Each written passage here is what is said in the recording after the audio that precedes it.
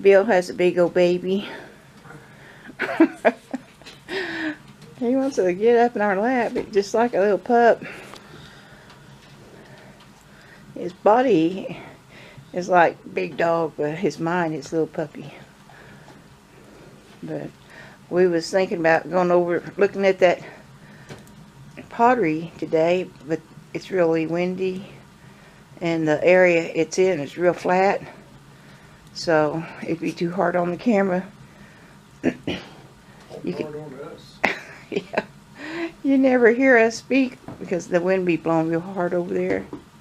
But it's a pretty big area, and we want to show it to y'all.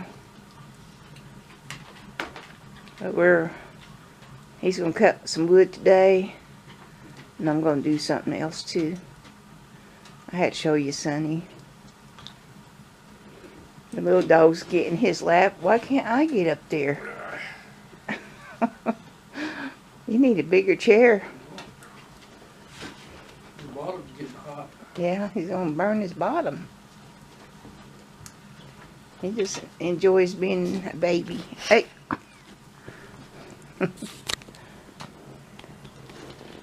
Him and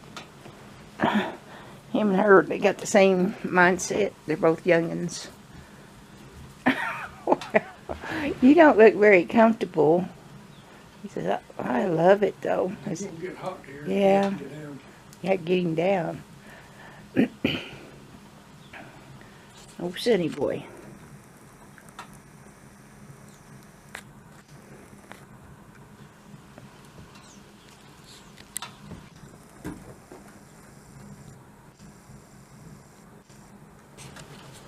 He don't want to get down.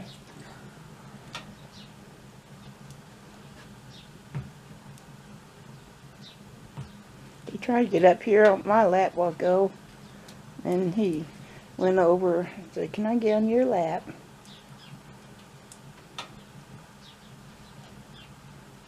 Feels good. It's like 50 degrees out, but it's windy, so it makes it kind of cold. It's out of the north. It's out in the north. Yeah. Pretty cool areas, hasn't it? Yeah. I have too. He's probably getting too hot. No, you have to stay down. And Belle is teasing him with the toy.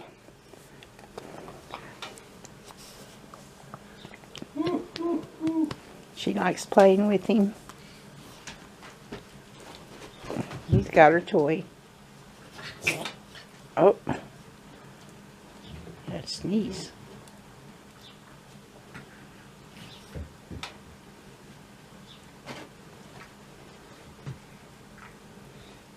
Oh, it feels good in here by the fire.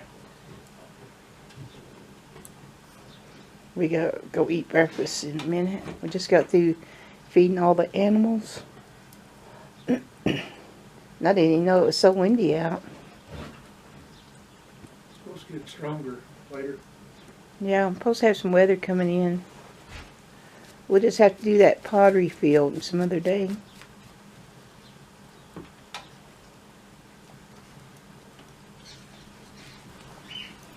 Bill went out to cut some wood, and I was going to tell you about that pottery field over there. When we moved to New Mexico, we lived over by the foothills, and a couple houses down from us, we met this guy. His name was Wayne. He's an old cowboy, and he's always worked on ranches. And even being older, he still worked on ranch north from here, but they give him the easy job because he was, getting old. So he'd come down and talk about horses. And one time he was showing Bill was taking off the shoes of the horses.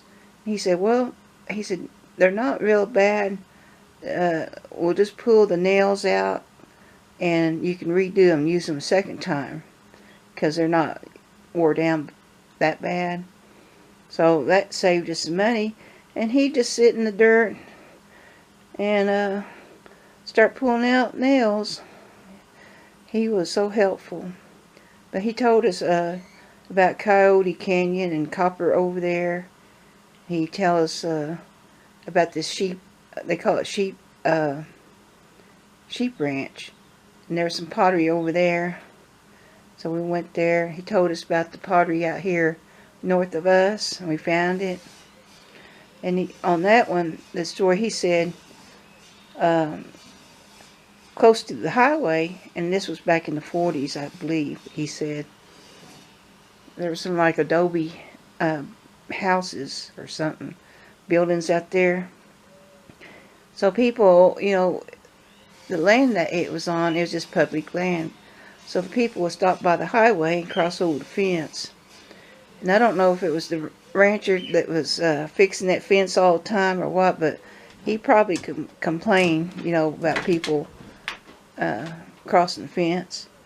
So what the government did, they come in there with the bulldozer and just bulldozed the whole thing down. So that fixes that. So that was probably a pretty big village at one time over there. There is a dry creek bed over there, but at one time it must have had water. That's, they wouldn't live there without water. But golly, there's so much pottery. It must really been a huge place.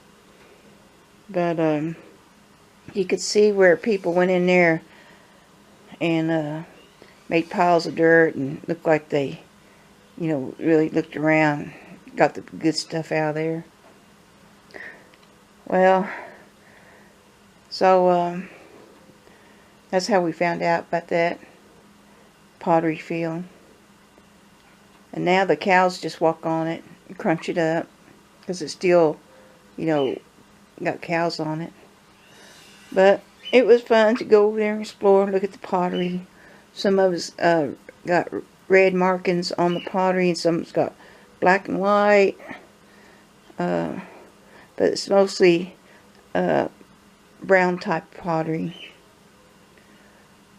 So this cowboy, he told us a place up in the foothills that when he worked that ranch up on the top of the foothills there, he ran across a cave on top where you can look down in a hole. And there was an entryway. It wasn't on the side of a hill, it was on top of the hill. And he always wanted to go back over there because he's always wanting to look for gold or something, hidden treasure. So we took him over there. And we had to hike down this canyon and back up to get to it. And sure enough, there was a cave over there. And so him and Bill, they went down in it. They wanted me to stay up top just in case a cave in. And I found a hole where I laid down and I could watch them walk on this path. It was like a sandy path down in that cave. It was real cool looking. So they was looking for like a hidden wall or something, but they didn't find nothing. So I was sitting at the cave entrance and I could see some scratches, like somebody wrote something a long time ago, but it was faded out. But anyway, he was always wanting to go over there and go in there and look around. But so one time we thought we'd go back over there, take another look, but the ranch owner had it fenced off, so we couldn't cross it no more. At that time it was an open range, but it's all fenced off. I was really wanting to go down in it myself, take a look. At the entrance of the cave, I was sitting there and I seen a snake skin. I thought, well, I bet there's a lot of snakes in there in the summer, getting out of the heat. But, he would tell us stories around here because he grew up.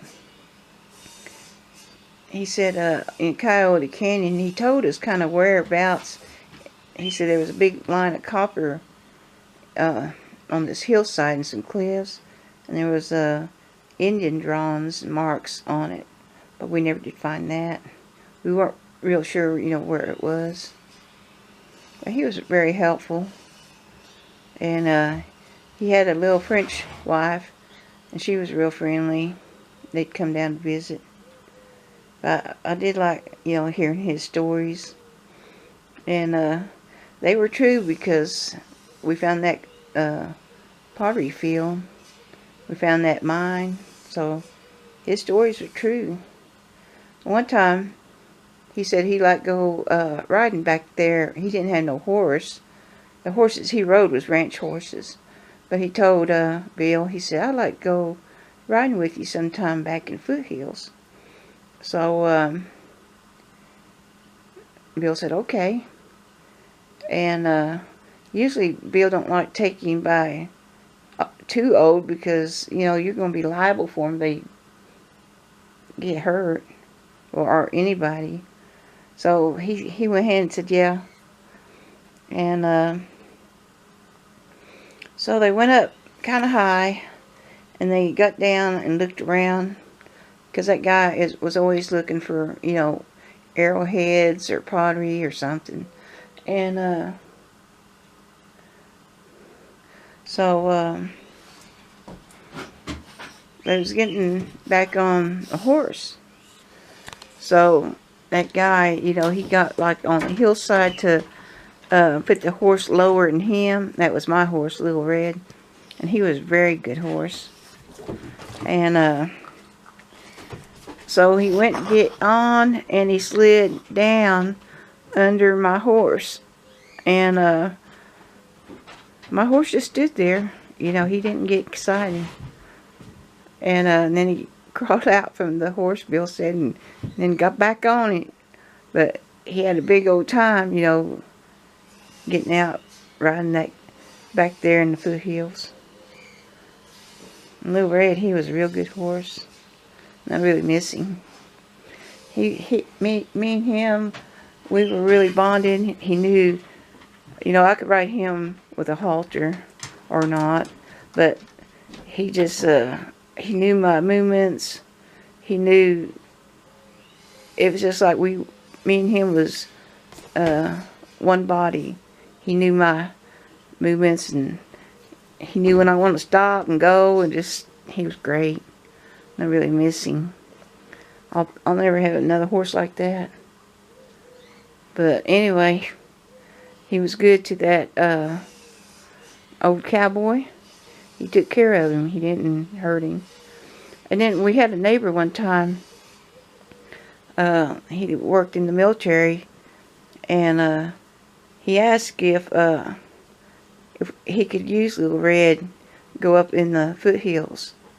And so we let him do that. And a couple military people, they got stable out there for the military to have their horses. So they brought their horses out here, and their horses, they was flatlanders. They didn't know about foothills. And people just, had that flat land out there. So he said how Little Red really done good. And then people were scared because they get up high and they weren't used to hill climbing or anything. Their horses was spooked and they act up. And so he said Little Red really did good. He was a good horse. But anyway, it was nice having a neighbor like that, tell the stories, and where we could find pottery and other things, because he grew up here, and he grew up in the mountains, lived down here, so he knew a lot of places he'd tell us about. What happened to him, because they were getting old, and that French lady had children down there in Houston, so they wanted her to come down, when they get old, the kids can help them out. So off they went, and I don't know, he ended up dying. He loved this area so much, and that was all different to him down there. But that's what we heard. And she come back by we weren't home, but she come back by, looking around. She come back up here and then left. I bet she had some good memories here with her husband. But, anyway, it was nice that we met a fella like him.